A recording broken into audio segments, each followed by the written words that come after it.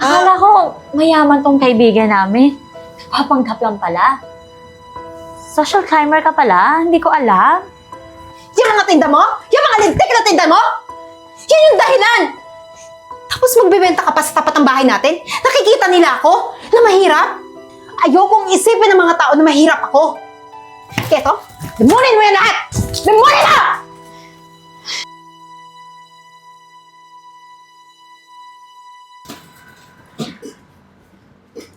Ano to, Eden? Oh, anak. Naku, hindi mo naman sinabing may mga kasama kang klase. Kain kayo. Nanay mo?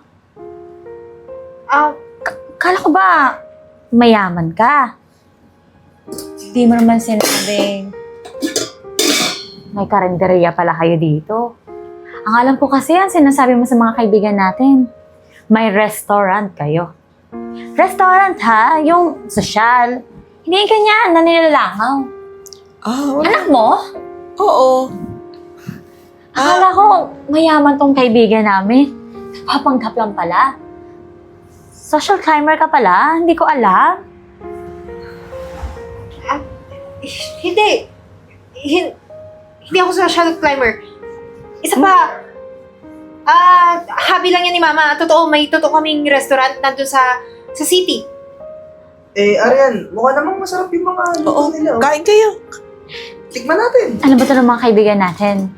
Ay, kaibigan nating mayayaman. Eh baka hindi ka na pala kasali. Kasi, sa totoo pala niyan, isang mahirap. Hindi nga ako mahirap, Arian. Yung restaurant namin, nandun sa city. Ito, ano lang to, pang pastime ni Mama kasi, wala siyang magawa sa buhay. Marami siyang empleyado dun sa restaurant. Yun yung namamalakad. So, ang ibig mong sabihin, sinungaling ako. Yung mga nakikita ko, walang katotohanan. Ganon? Yung ba yung gusto mong palabasin? Ha? Alam mo, matatanggap naman namin kung magsasabi kang totoong mahirap ka. Hindi yung kailangan kang magpanggap. Tapos, anak mo, parang mukha kang kinakahiya ka. Parang hindi proud na ikaw ang nanay niya. Wala naman sigurong masama sa trabaho ng ama ni Eden, di ba? Wala namang masama. Masarap ang pagkain dito. Mga ineng, kumain na kayo. Pasensya na po. Mabilis kasi akong tamaan ng sakit ng tiyan kapag kumain ako sa mga ganyang uri ng pagkain. Mukhang hindi malinis ang tubig na ginagamit niyo. Napakuluan niyo ba maigi yan? Parang ma-hospital ako at kulang ang perang meron kayo pampagamot sa akin. May sanitary permit naman kami dito, madam. Talaga? Buti pinayagan kayo ng mayor, no? Oo naman. Wala ka bang pupuntahang iba? Hindi na ako magtatagal. Masyadong nilalangaw dito. Baka kung anong sakit ang makuha ko. Alis na ako. Sabi, sinungaling.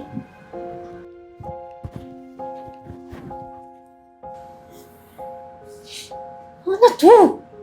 Di ba sinabi ko sa'yo? Magdamit ka ng maayos. At hindi yung ganito. Tingnan mo. Ano to? Hanggang ngayon, nandito pa rin to, ha? Yung mga paninda mo?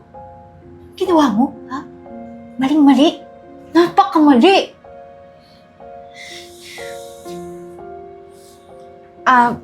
Babe, may kukunin lang ako sa loob, ha? Kukunin ko na yung mga gamit ko. Dito ka lang sige. muna. Antayin kita.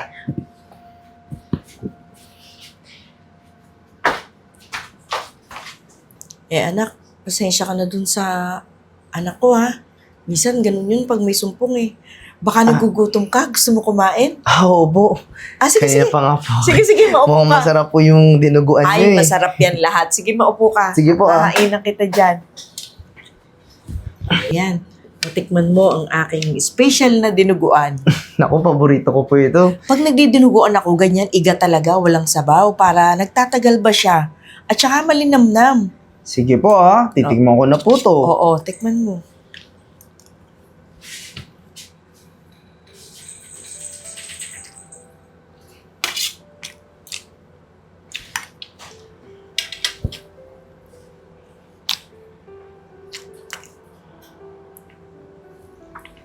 Tita? Kayo po ba nagluto nito? Oo. Tita kasi, sobrang sarap po. Talaga? Opo, actually, Nakakatuwa ka naman bata ka. Dahan-dahan baka mabulunan ka. tita, baka pwedeng mag-request ako sa inyo.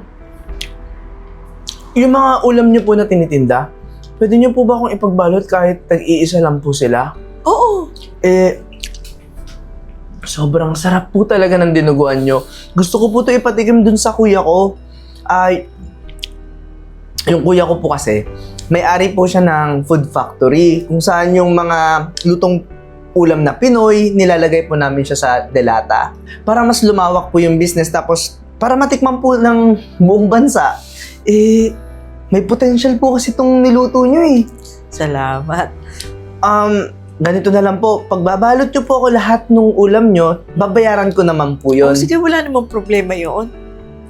Tita, kasi hindi po sa nambobola ako ha. Seryoso po. Sobrang sarap po talaga. Sige, sige. Ipagbabalot ko naman dala mo kay kuya mo. Opo. Paano po? Ubusin ko na to? Oo.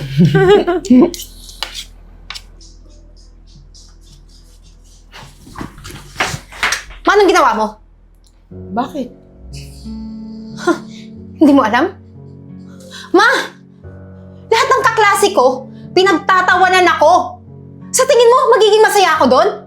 Alam mo, kasalanan mo to lahat eh. Yan? Yung mga tinda mo? Yung mga lintik na tinda mo? Yan yung dahilan! Tapos magbebenta ka pa sa tapat ng bahay natin? Nakikita nila ako na mahirap? Ayokong isipin ng mga tao na mahirap ako. Saan mo naman nakuha yung ugaling yan? Saan? Ha? Sa'yo! Ikaw ang punot dulo! Bakit ako ganito? Hindi ka kasi nakikinig sa akin! Lintik na buhay ko eh! Ano ba, Eden? Gaga ka pala eh! Hindi mo ba alam na nagkakadahirap ako dito sa pagluluto, sa pagtitinda para sa pag-aaral mo? Ako wag mo dinadabugan, ha? Eh, bakit totoo naman ka? Ako gaga? Sige, gaga na akong gaga! Dahil sa'yo naging gaga nga ako! Binuhay mo ko sa kahihiyan! Kasi yan naman yung gusto mo eh! Mapahiya ako katulad mo na walang tinapos, ha? Wala nga akong tinapos. Kaya nga nagsisikap ako eh. Nagsisikap akong pag-aralin ka, makatapos ka nang hindi mo danasin tong lintik na dinadanas ko! Handa hirap na ako, pagtapos ganyan lang ang sasabihin mo sa akin? Ha? Madaling araw pagising na ako! Pag-aaruga, pag-iintindi sa inyo! Pagkatapos ko magluto, magtitinda pa ako! Para may babaon kayo kinabukasan! Yun ang ikinahihiya mo! Ha? Impokrita ka! Bata ka pa, impokrita ka na!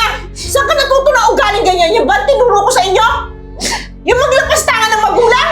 May pakiusap ko lang naman sa'yo eh. Huwag mo akong ipahiya.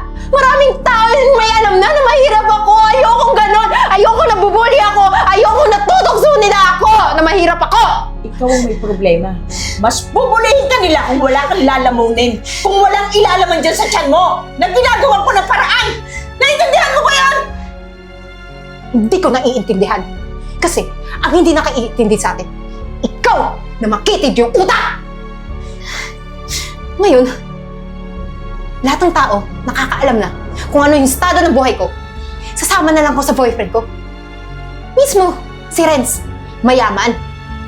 Kaya kong ipagmalaki. Hindi ka tulad mo! Alam mo, Eden, hindi ko maintindihan yung gusto mong sabihin. Hindi ako nagnanakaw. Ha? Wala akong tinatapakang tao. Anong masama sa pagtitinda? Wala. Pero ako, durog na. Kaya to, limunin mo yan lahat! Limunin mo!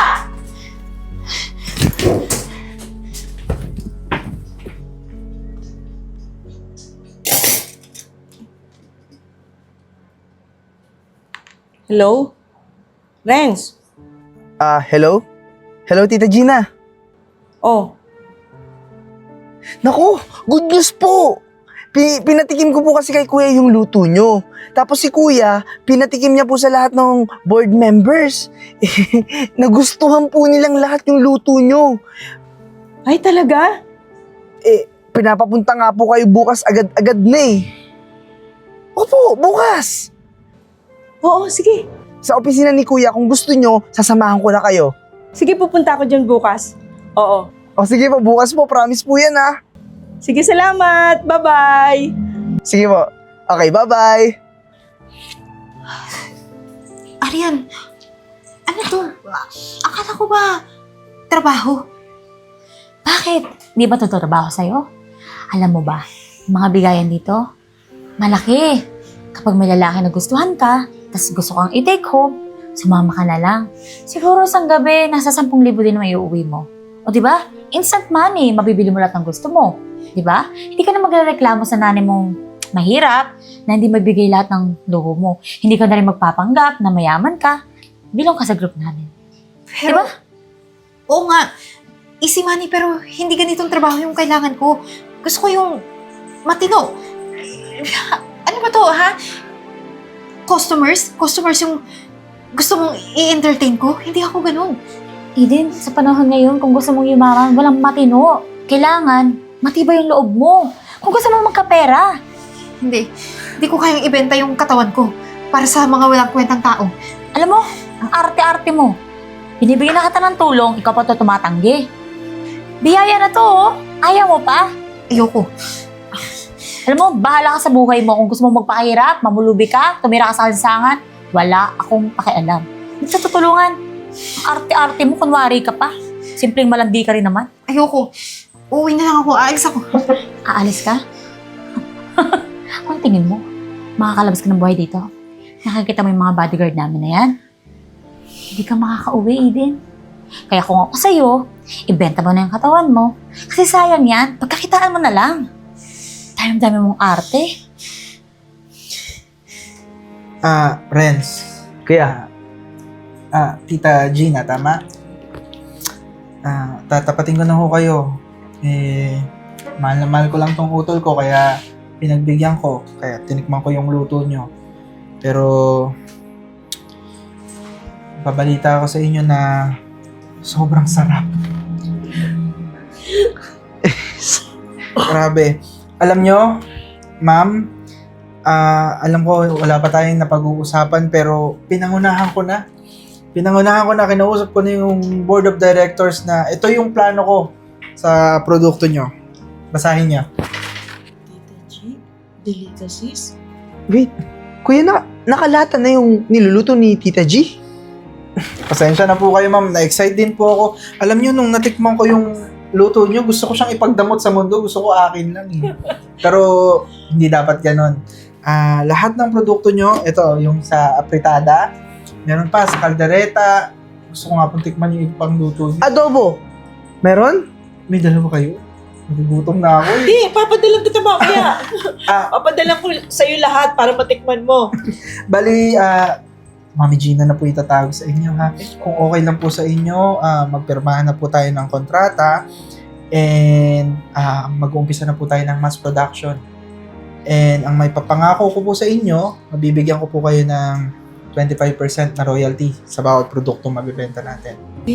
Sir Diyos, di ko po naintindihan. Ano nga po yung royalty? Royalty, yun po yung, kumbaga, explain ko siya na parang commission nyo sa bawat produktong mabibenta.